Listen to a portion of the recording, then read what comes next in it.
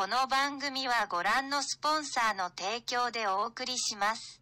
Hello， 大家好，歡迎翻嚟呢個 Du's Channel 啊！咁今日咧就係我嚟到東京之旅嘅第5日，依家朝早10:48，咁依家我嚟到嘅係豐洲市場食呢個海鮮早餐。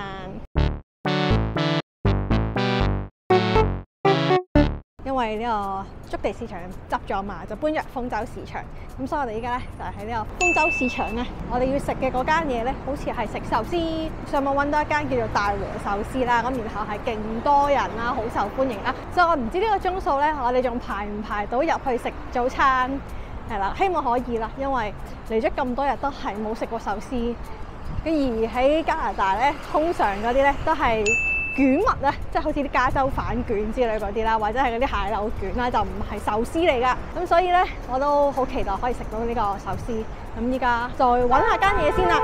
入到嚟咧，有好多唔同嘅壽司鋪啦。咁但係咧，聽聞話我哋越想食嘅嗰一間咧，唔係喺呢一棟樓嘅咯。咁就唔知喺邊一棟樓啦。咁但係眼見咧，啲鋪頭都唔使等台嘅，都仲開緊門嘅，因為大家都知啦，魚市場嘅話咧，啲鋪頭應該都好早就會閂門㗎啦，淨係做一個朝頭早嘅啫生意。咁所以慶幸佢哋仲開緊門啦。呢個海膽飯要6600，我哋嗰日去豐洲市場係4400啫，果然係貴啲嘅市中心。我哋嚟到呢一間叫做大和壽司，就係我哋要食嘅呢間嘢。咁就冇人排隊喎，話係人應該不 two 喎，但係冇人排隊喎，有啲怯怯地咁喎，都要入去嘅。いらっしゃいませ。咁我哋咧成功入到嚟呢個大和壽司坐低咗。咁呢一度咧其實就係食呢個 omakase 嘅師傅啦，佢會準備啲壽司俾我哋食啦。我哋係唔需要睇 menu 啦，唔需要諗食乜嘢，總之佢俾咩我哋就食咩啦。咁 total 有幾多件咧我都唔知。A few moments later， 一嚿壽司就已經到咗啦。咁佢咧就係吞拿魚，咁入邊有醬油啦，亦都有 wasabi 噶啦。咪咯！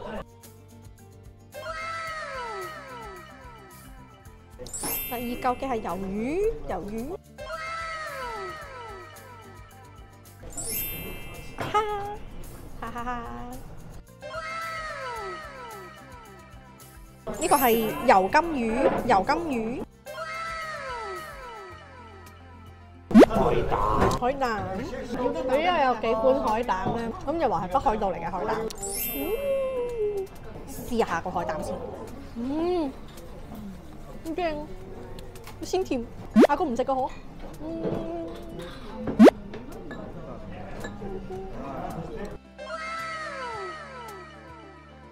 睇佢仲上咗個麵豉湯。Flashback。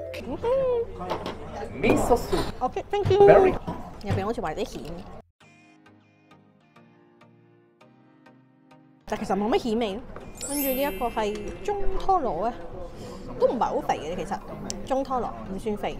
咁最一開頭食嗰個吞拿魚係咩咧？唔知。跟住嚟嘅咧係卷物咧，左手邊嘅係吞拿魚啦，右手邊嘅咧係三文魚子啊。就有6嚿，我食咗吞拿魚先啦，三文魚子，三文魚子隔離仲有啲魚，肉子啊，冇飯嘅肉子啊，最後嘅鰻魚。好啦，大家，我哋咧已經食完出到嚟啦，咁好彩我哋早嚟啦，依家咧已經有好多人排緊隊啦。咁我哋成個類似 omakase 咁樣咧，就總共食咗10款嘅壽司啦。咁我哋最後咧再 encore 多咗個海膽，因為海膽真係超鮮甜，好好食。咁我哋最後咧3個人啦埋單係22,000幾蚊咯。咁呢個價位我唔知喺日本算係平定貴咧，因為好似喺香港食 omakase 都講緊800幾至1000蚊一個人。咁呢度2萬幾蚊，我覺得都 OK 啦。啲魚生啊嗰啲咧都新鮮嘅，係好食嘅。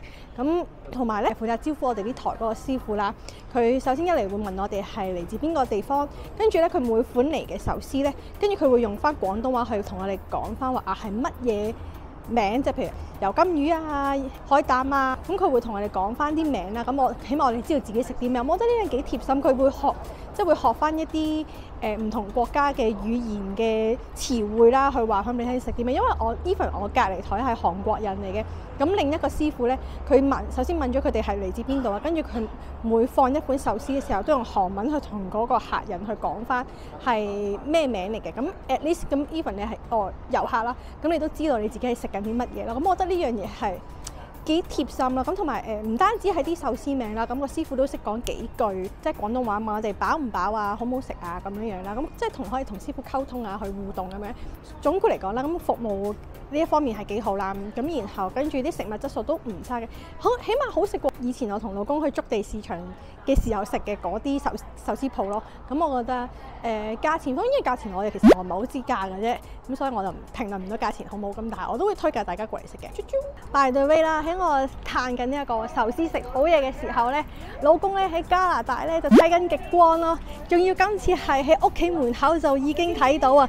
我哋上次去嗰個湖邊咧，報咗成個鐘頭都冇極光啦，今次喺屋企就已經見到啦，而我係身處好遠嘅地方，無緣見呢個極光，好唔公平，好傷心依家。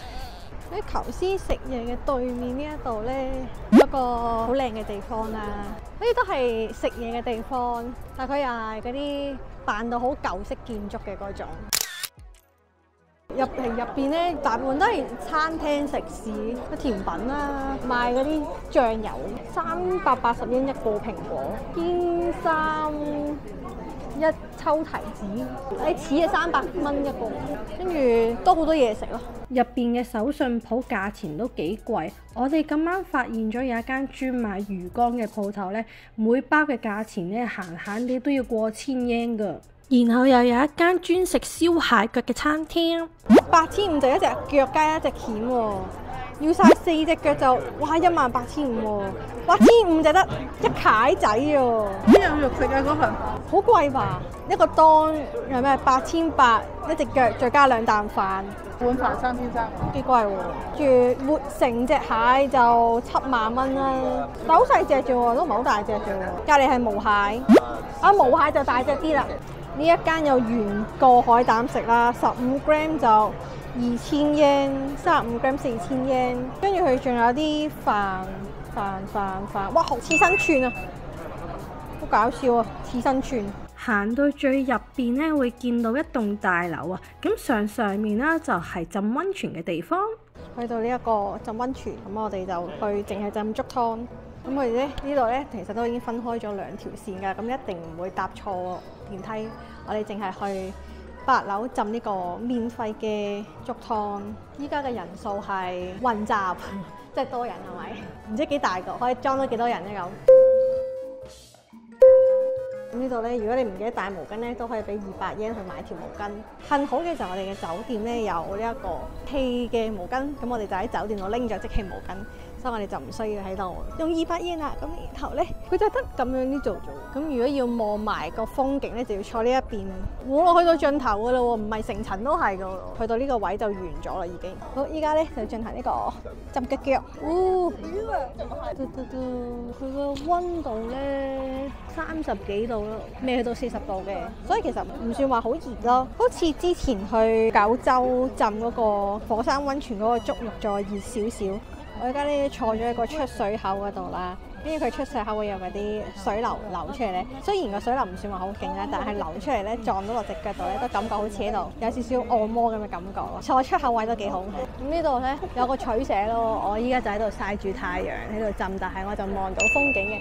咁我乜下咧佢就嫌曬，佢就背住咗個海啦喺度浸。咁呢一個竹湯咧就係唔使錢嘅，咁就整上嚟就得啦。咁但係咧浸其他嗰啲咧，即係全身浸嗰啲咧，或者係岩盤浴咧，佢就要俾錢咯。A few moments later， 係咁，我咧依家就浸完呢一個竹湯啦。咁我感覺其實佢嘅水溫真係唔係話好熱嘅啫，30零度咯。仲暖過平時沖涼嘅溫度，即係呢個竹湯嘅溫度真係唔係好夠俾你舒緩你腳嘅疲勞㗎。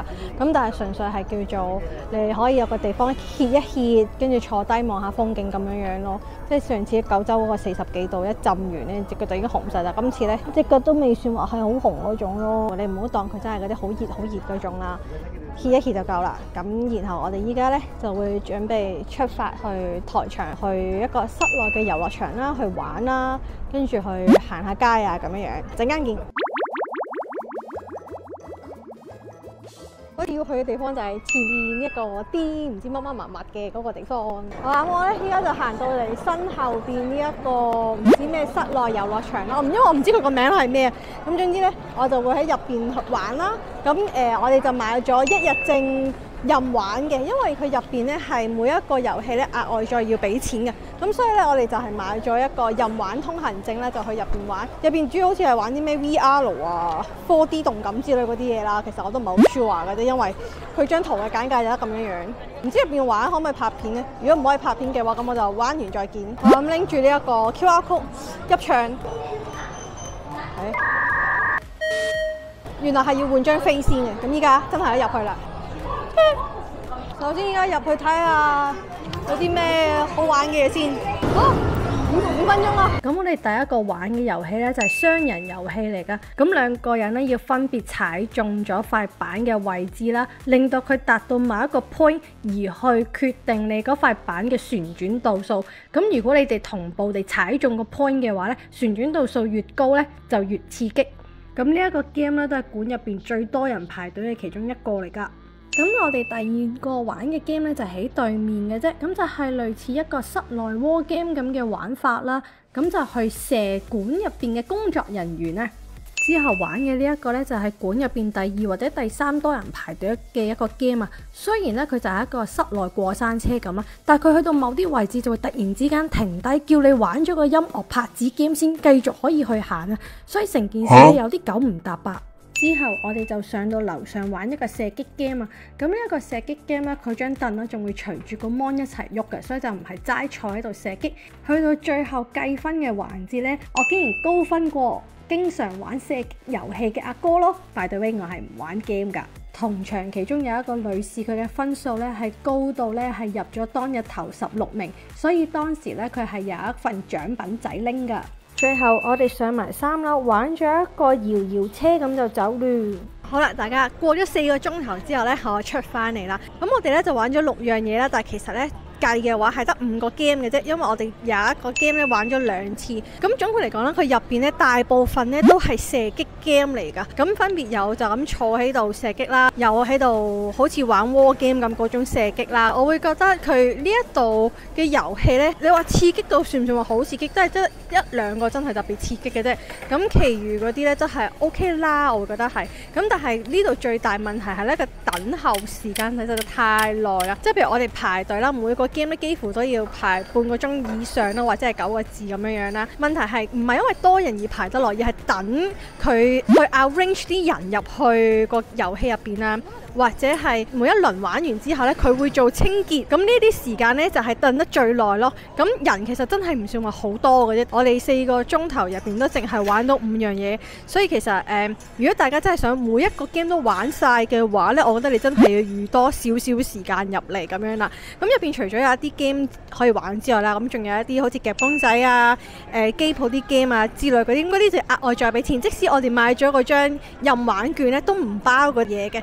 咁所以大家可以睇情況去決定咯。咁因為我哋將任玩券喺香港買落，咁所以個價錢同呢一度用翻日圓去買邊樣抵啲我就唔清楚。咁但係如果係嚟到呢度先至買任玩券呢，係4500圓。咁但係其實你玩大概4個 game 咧就已經圍到皮噶啦，就係咁樣啦。咁我哋依家就去揾嘢食晚飯。咁喺我同哥哥玩緊嘅時候呢，媽媽就出咗去周圍行框啦。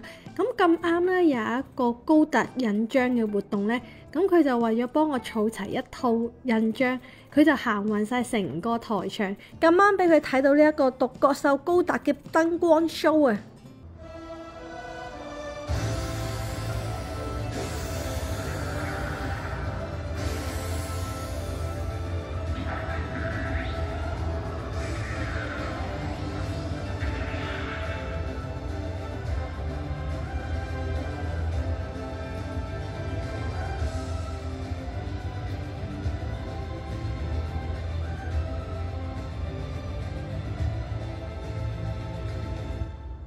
最後我哋喺頭先 Joepolis 玩嗰個地方嘅同一個商場入邊呢，去食呢一個小丸子晚餐啊！咁入邊成個 food court 啦，有90%嘅餐廳呢都淨係賣呢一個章魚小丸子嘅咋，其餘1成嗰間餐廳呢就係賣可麗餅噶。由於我哥哥啦係一個極度中意食章魚小丸子嘅人啊，所以咧佢就一次過嗌咗一份多達30款唔同口味嘅小丸子拼盤啊，睇到都覺得流啊！咁我當然冇咁誇張啦，就係食咗呢個小丸子拼炒麵就算啦，最後仲食埋咗個可麗餅做今晚嘅甜品。咁我哋今日嘅行程咧就到此為止啦，我哋聽日再見，拜拜！中意嘅話記得 like、comment、share 同埋 subscribe 啊！